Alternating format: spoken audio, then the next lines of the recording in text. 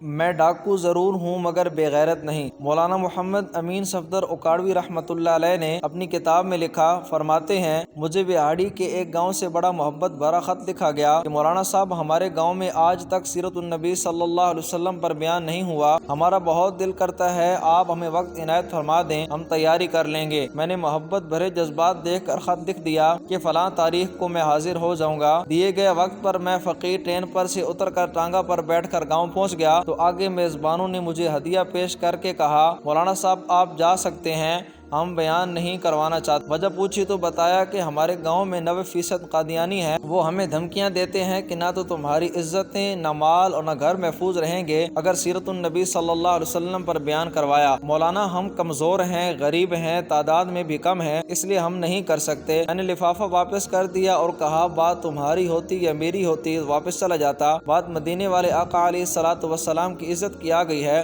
اب بیان ہوگا، ضرور ہوگا۔ وہ گھبرا گئے کہ حضرت آپ تو چلے جائیں گے، مسئلہ تو ہمارے لیے ہوگا۔ میں نے کہا اس گاؤں کے آس پاس کوئی ڈنڈے والا یعنی با اثر غنڈہ ہے؟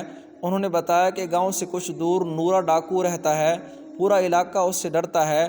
میں نے کہا چلو مجھے لے چلو نورے کے پاس۔ جب ہم نورے کے ڈیرے پر پہنچے تو دیکھ کر نورا بولا از خیر مولوی کیوں آ گئے نے؟ میں نے کہا بات حضور صلی اللہ علیہ وسلم کی عزت کی آ گئی ہے، تم کچھ کرو گے؟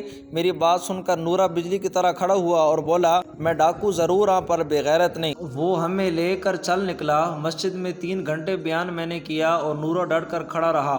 آخر میں نورے نے یہ کہا کہ اگر کسی نے مسلمانوں کی طرف آنکھ اٹھا کر بھی دیکھا تو نورے سے بچ نہیں سکے گا۔ میں واپس آ گیا۔ کچھ ماہ بعد میرے گھر پر ایک آدمی آیا، سر پر امامہ، چہرے پر داڑھی، زبان پر درود پاک کا ورد۔